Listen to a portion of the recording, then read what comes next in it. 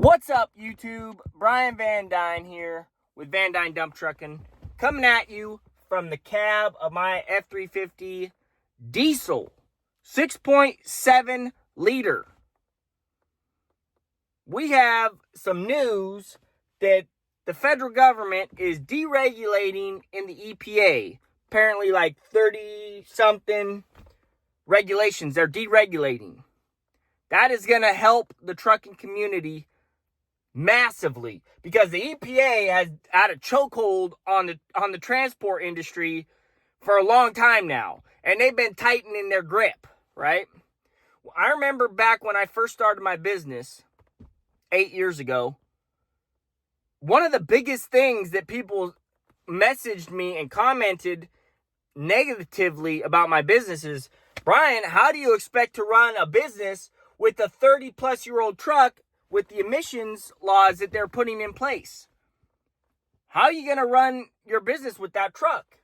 And, I could have had analysis paralysis and just froze and not started a business because of that. And a lot of people didn't start businesses because of that same thing. You can only afford what you can afford, right? And what I purchased was an old truck with, it was a 2-stroke diesel, right? They got rid of those because of the emissions, right? But I started my business with it, right? That's all I could afford, right? And then all these people are like, Brian, what are you going to do? What are you going to do? And I said, well, I'm just going to run my business. And if they outlaw it, then I'll adapt when it comes.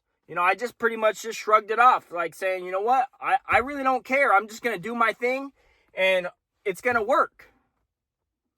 But a lot of people didn't start their businesses. A lot of people were afraid, and they didn't. And they're not where I'm at, right?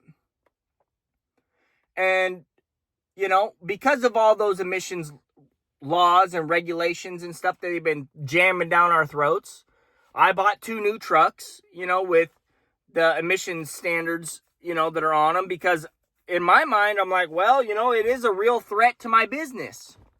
So I got to adapt. Now they're deregulating, which is fantastic news.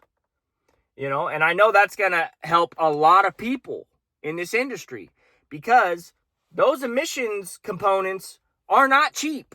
They increase the price of the trucks. They increase the price of maintenance. They increase the operational costs, right?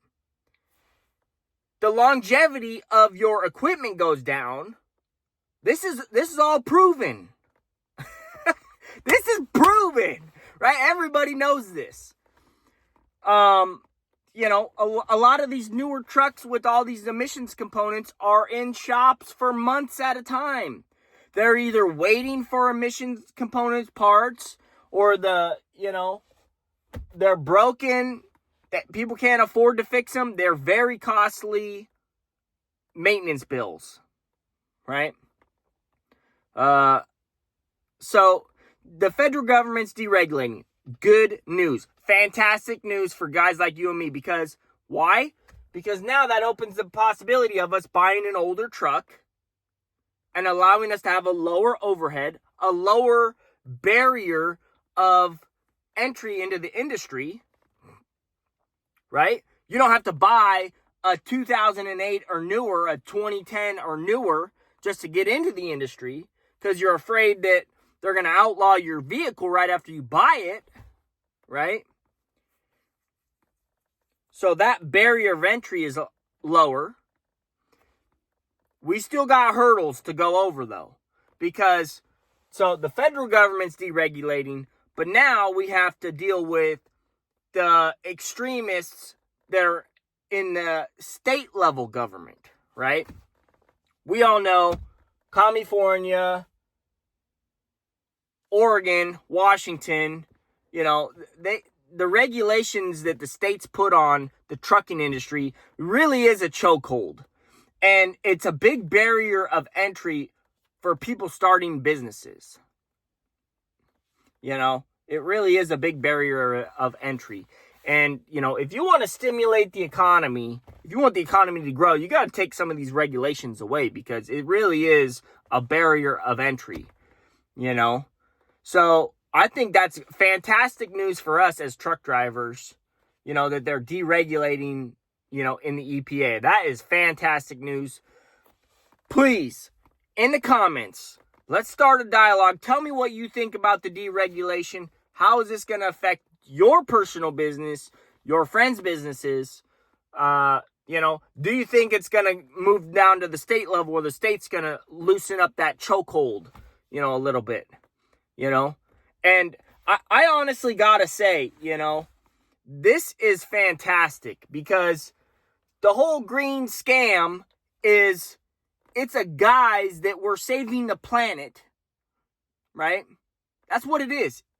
It's an illusion, because what they're doing is they're manufacturing millions of more plastic bottles. They have to pay to transport and distribute those plastic bottles with this fluid. They have to manufacture all of this extra equipment. All this money that doesn't need to be in the trucking industry, weighing it down, is stolen from people like me and you, and then it's given to these politicians for kickbacks. They're making their pockets fat. They started their political career with $33, and now they're leaving with $33 million, or whatever the hell they, get out of it. And meanwhile, it's basically just them stealing from you and me. That's literally what it is. So,